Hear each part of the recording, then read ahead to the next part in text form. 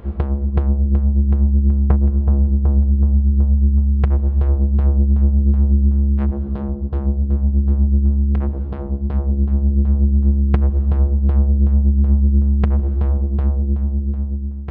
folks, I'm Spencer and I'm back! Cult Mania lives again. Been away for a little while. Transitioning has been difficult and in some ways gave me loads of confidence, in other ways absolutely killed it. But I am back, so yay! And on today's episode of Cult Mania, I wanted to do something a little bit different, and this is a sort of video essay on why I think video game movies, games based on the stories that video games tell us, are generally dog shit.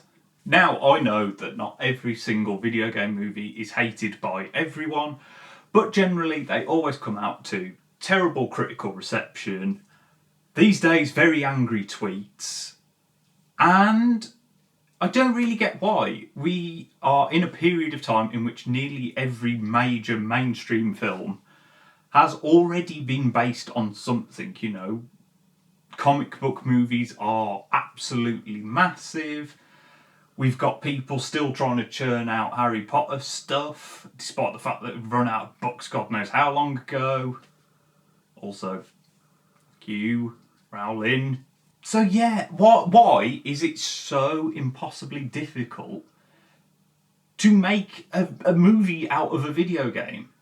And I've broken this down into, you know, I've tried to put this into segments, although it's really difficult because everything intersects for me. There is no sole reason. And I am not trying to say that every single video game movie is terrible, has no appeal. You know, I personally quite enjoyed the old Resident Evil movies and actually relatively enjoyed the Netflix TV series. Those original Resident Evil movies, there's a reason that there's like 6 or 7 of them. It's because they made a lot of money, so they clearly had an audience. I really like the Silent Hill film, but generally, that is not how people see them. They get terrible reviews. People hate them. So the first key thing that I think often gets in the way of a video game movie is who is it aimed at?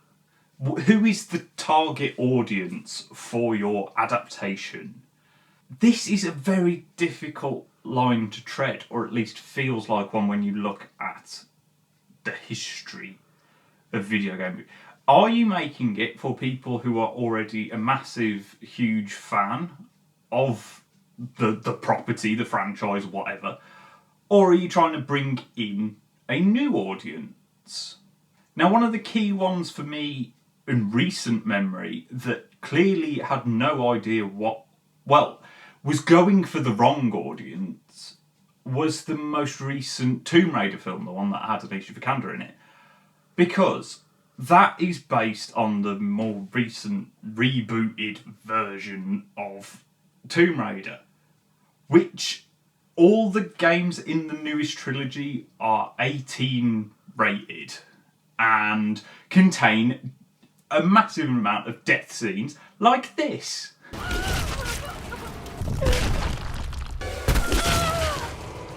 And yet they make the film a 12A, which just feels like you're trying to appeal to people who are interested in this newer rebooted version of Tomb Raider. You know, you've copied over a bunch of the set pieces, you've copied the look, the style, but you're also trying to aim for an audience who can't, or shouldn't. Obviously, I know people play 18 rated games when they're not 18, you know, I'm fully aware of that.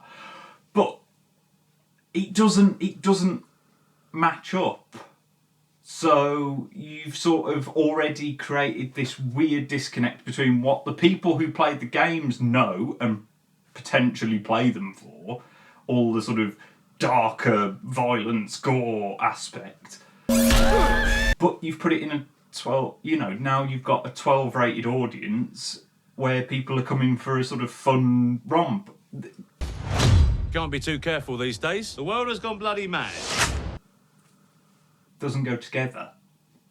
But on the flip side of that, you can have a film like Warcraft, the beginning, that seemed so geared towards trying to appeal to a hardcore fan base that had been built up for Warcraft, which, you know, is massive. Is big enough on its own, to be honest, to be able to... You'd be able to make a film for that audience, but you cannot make a massive, massive blockbuster of incredibly expensive proportions based on that. So you start alienating just the general punter who wants a nice fantasy film, and that doesn't work either. You are the balancing act of making something that appeals to both fans and a casual cinema going audience member. That's really difficult. And of course then you end up with films that are going just purely based on the fact that there's a name attached. You aren't really getting an adaptation of something. This is predominantly the sort of thing that Uwe Boll has been vomiting out into the world of cinema for the last God knows how many years. Can't hear anything. Neither do I. Run! Run! There must be some kind of scientific explanation for this. It's not human. It's like it's been mutated.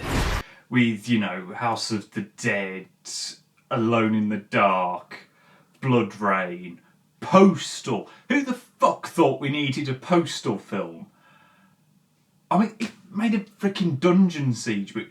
But the thing is, Far Cry, they're so tangentially connected to the source material that it is literally going by, oh, you recognise that brand name. You know, it's like when you see a DVD in freaking the bargain bin that's like Call to Duty. That's basically all they are. They're just trading off a name that doesn't... Probably half the time they're not properties that anyone actually cares that much about in modern day time anyway. They may have been big at the time. Far Cry's different, but actually it wasn't even that big when freaking the Boll movie got made. God, I hope he doesn't try and punch me.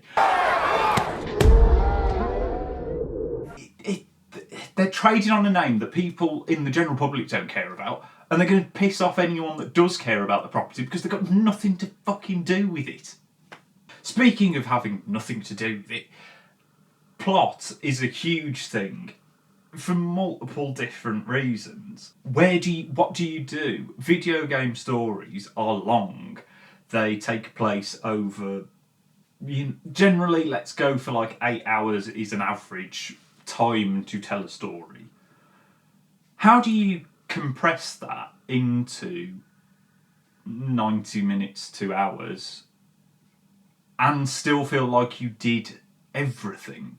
This is something that a lot of people have tried to get around by just simply not doing the story of the games, i.e.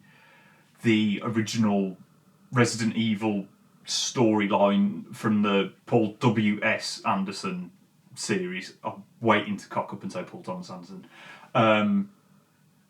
In that they don't really tell the story from the games at all and just cherry pick set pieces, monsters, characters, all that sort of stuff. Which is fine, and generally I tend to think it is the better way of doing things, is to tell a unique story. And I think actually this is something that we're starting to see a little bit of a shift towards, in that we are getting game adaptations that are coming to telly. There was a long gestating script for a Last of Us movie. You cannot do The Last of Us in a movie and try and tell the original story because it takes place over a year. You can't do that. So adapting that for TV makes far more sense. And I know they've already sort of intimated that they are adding extra characters and stuff like that, which is fine because you've given yourself the room to play around with. They can make multiple series out of that first game, and that is a really good way of doing it because you can balance new and old, telling the complete story without trying to rush it. Also, if we're talking about movies that didn't get made that are adaptations of games, I highly recommend you going and checking out. For anyone that has played Shadow of the Colossus, go and find the proposed movie script. It's hilarious and awful. Yeah, thank God we didn't get that. The reason that Shadow of the Colossus script is terrible is because you cannot adapt Shadow of the Colossus into a movie. Because you can't do it into a series either. You can't Last of Us it, because the playing part of it is a huge, huge part of why that game is great. Yes, there's an amazing atmosphere. It looks great, especially if you play the more recent remake. I mean, it looked great at the time. But it's about the feel and how the combat works. It's basically however many boss fights, like 10 plus boss fights. That's the entire game. You cannot... It's not filmable because that feeling of playing it doesn't transition.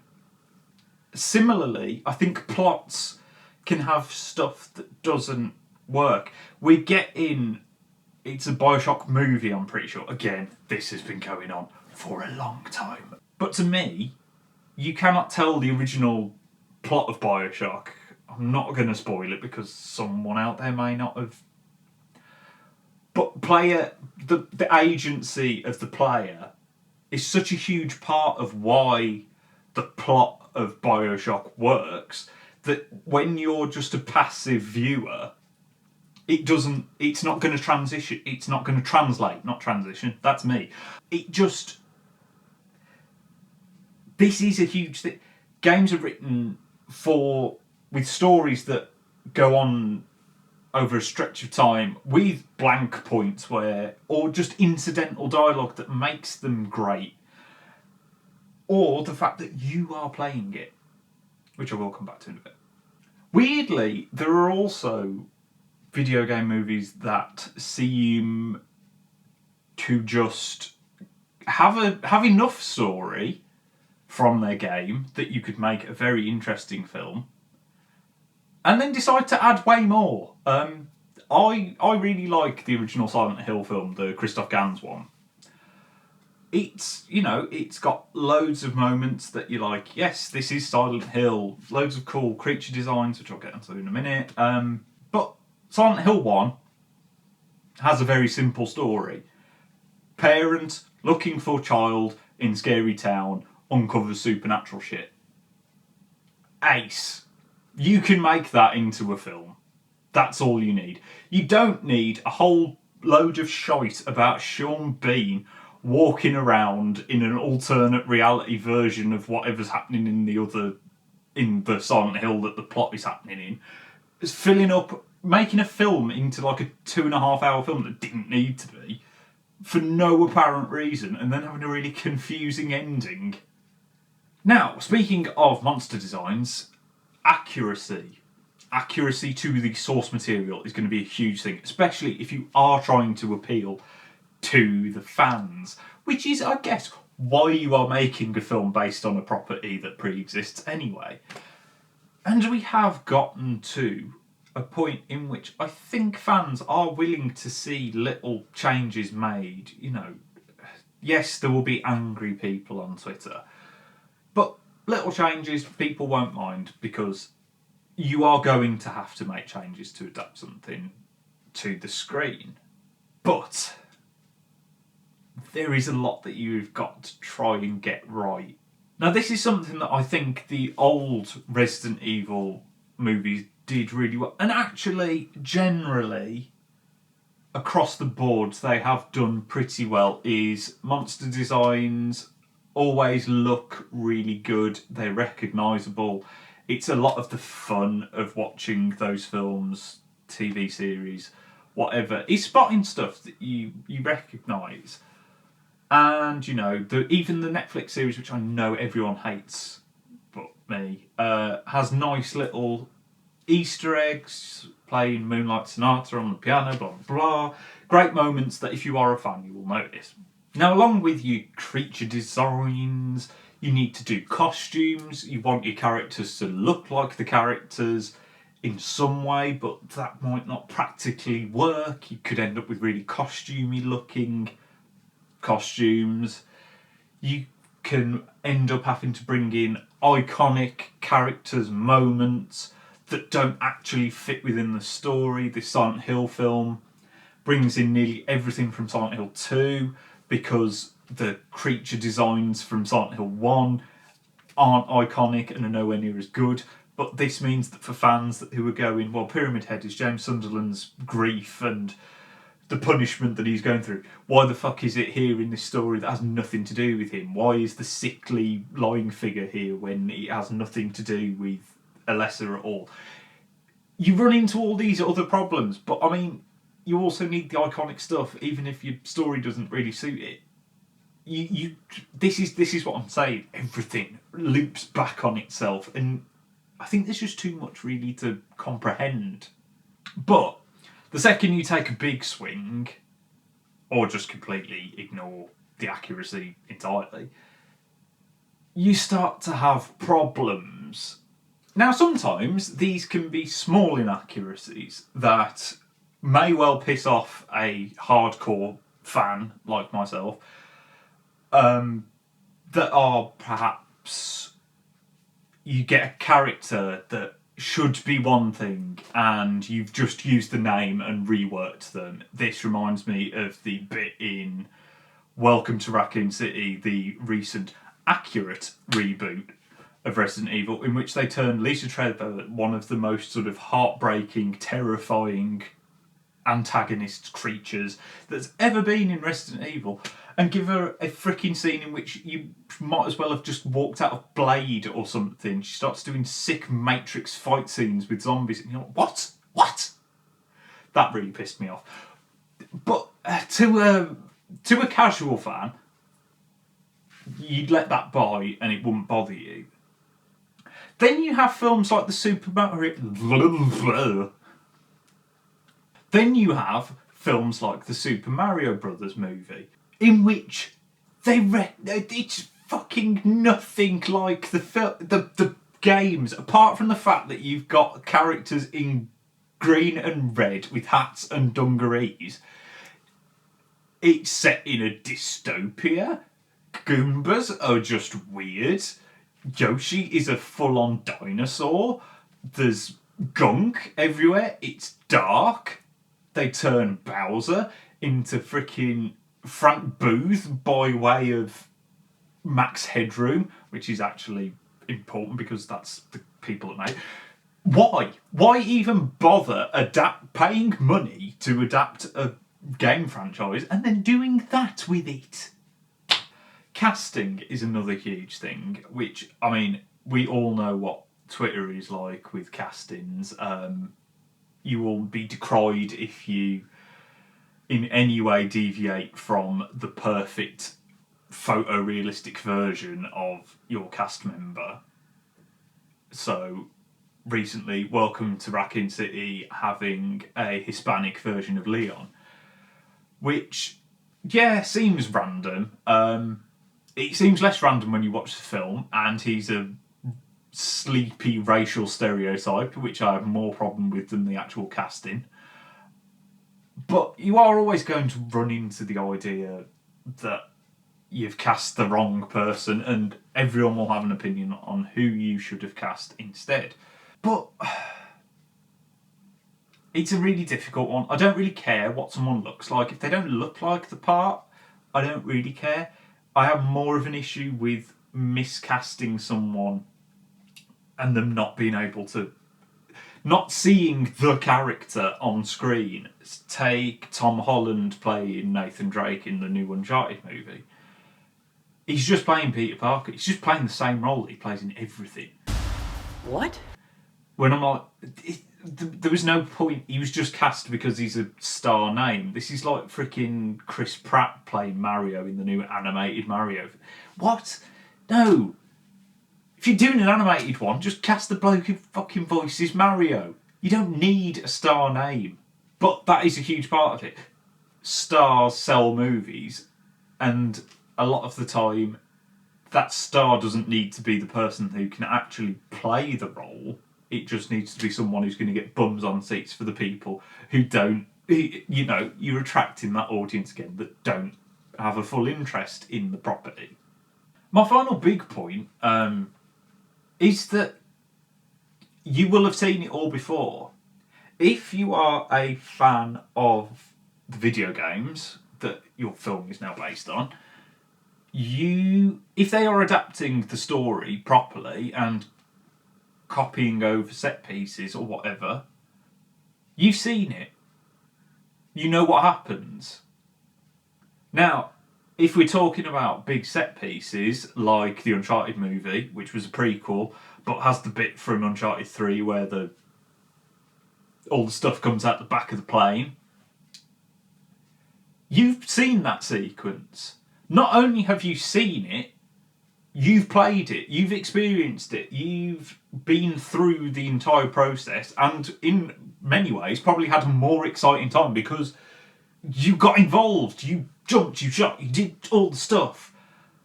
So just watching a CGI sequence of something you already saw in computer generated form anyway, but had control over, is a much lesser experience. Similarly, and this is a worry with The Last of Us TV series, you've experienced the plot. You know what happens. If it is just the story from the games, I already know where I'm supposed to cry, where I'm supposed to be angry, where I'm supposed to be excited. I know who lives, who dies. All the tension's gone. So you have to change it. And you have to add new things, which it sounds like they are doing. Please. Now, even if we go that you are an audience member going to see an adaptation of something who's not familiar with the material at all, because you're going with your partner who loves it and you just don't know, but you've gone with them anyway, you still have a massive chance that you know a lot of what is going to happen, or you have seen stuff before, because games have, for as long as they've been around, taken massive amounts of inspiration from movies. The amount of sci-fi games that you will play that have so much debt to Aliens that you will just go, well, that's that bit from Aliens. And that is a real problem because the gameplay, playing those sequences, is fun and thrilling because you go, this is like Aliens, it's great, but I'm doing it. Unless it's Aliens Colonial Marines. Even story stuff, there are elements that you can take, again, using The Last of Us. If you take out the fact that the infection is based on fungus and the designs of the monster, you're left with every other post-apocalyptic thing ever. It's the story and the characters and the interactions with those characters that make that sing. And you've got to capture that a second time. Otherwise, you're just left with another post-apocalyptic story that everyone has already seen and has ripped off because it's got... Last of Us takes influences from something like The Road, and then there are other things that have come out since that you go, well, that's The Last of Us, but in movie form, but without the branding. Everything eats one another, and that makes it even harder for a movie based on a game to stand out. Now, I have said all of this, treated video game adaptations like they are crap, and yet I am sat watching Cyberpunk Edge Runners, and it's fucking brilliant, and I am so hyped for The Last of Us because it does look like they've nailed it. Even if I still can't get over the fact that Pedro Pascal's face does not look like the face of a Joel. You know, to me, it's like having Werner Herzog play a role called Kevin. It just doesn't add up. But anyway, so it's not a lost cause. It should work. Despite listing all these reasons that I think they struggle, it's not impossible. It's just really difficult. But what do you think of video game adaptations? What ones have worked for you? What is the worst one you've seen? Let me know down in the comments. Like and subscribe so you don't miss any more videos, and I shall see you next time.